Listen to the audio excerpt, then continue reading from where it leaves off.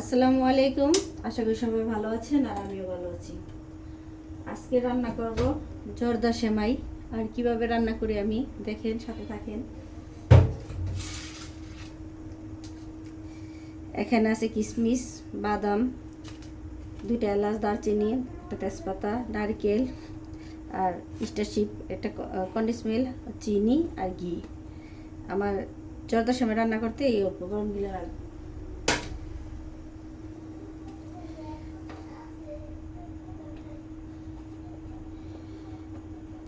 এখানে আমি অল্প ঘি দিয়ে দিব।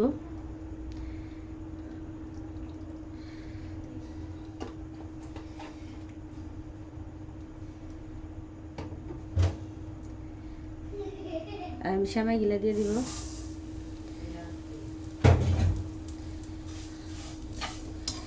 দিয়ে আমি ভালো করে সেমাইগুলো ভেজে দিব।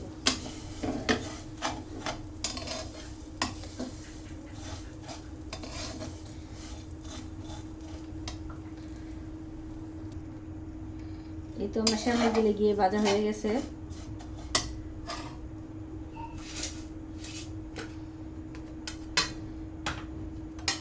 এখন আমি একটা তেজপাতা, 2টা এলাচ, 2টা দারচিনি আর এই যে নারকেল,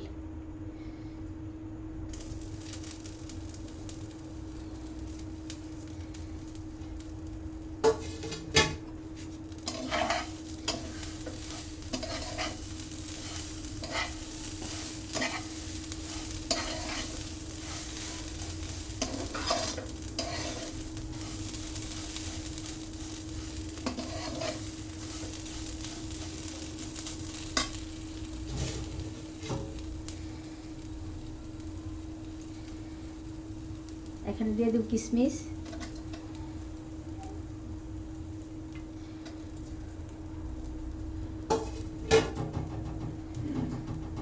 আর অল্প চিনি।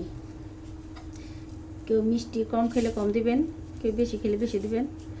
আমি যেহেতু কন্ডেন্স মিল্ক দিব, কন্ডেন্স মিল্ক অনেক মিষ্টি, তাহলে চিনির পরিমাণটা কম দিলাম।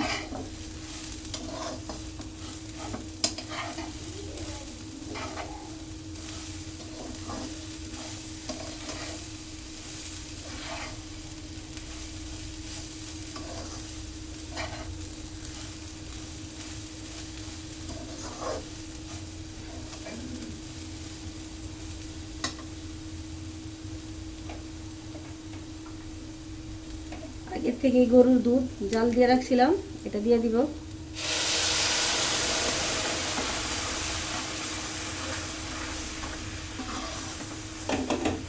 এটা এমনভাবে দিবেন যাতে পোলাও রান্না করে ওই যে বাপে রাইখা দেয় এরকমভাবে দিবেন। আমি এখন এটা বাপে রাইখা দিব।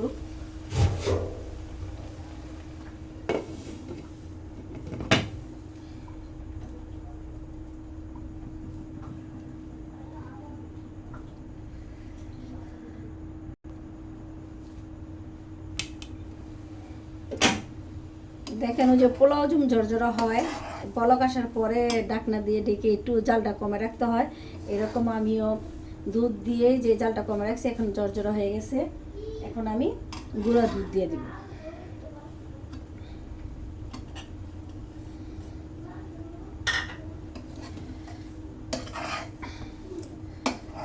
গুঁড়ো দুধটা দিলে অনেক গ্রান আসে। আর আমি এনে 3 রকমের দুধ দিতেছি। গরুর দুধ লিকুইড, এখন এই যে গুঁড়া দুধ দিয়ে দিতেছি, আবার কন্ডেন্স মিল্কও দিব। এই তো আমার হয়ে গেছে, এখন নামাবো, সাথে থাকেন। এই তো দেখেন আমার সেবার রান্নাটা হয়ে গেছে। আর বিশ্বাস করবেন না, এরকম করে রান্না করি কয়েকদিন পর পর আমার ছেলেরা বলে, আম্মু তুমি রান্না করো সেমাইটা অনেক পছন্দ। এখন আমি কন্ডেন্স মিল্ক দিয়ে দিব।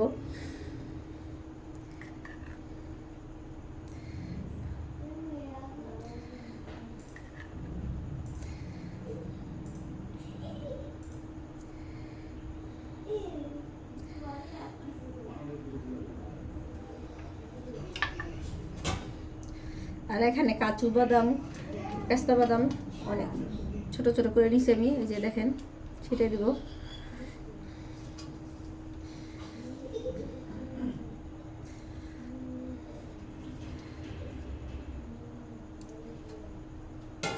মাশরুমের রান্নাটা কেমন হয়েছে অবশ্যই কমেন্টে জানাবেন। সবাই একটু সাপোর্ট করবেন।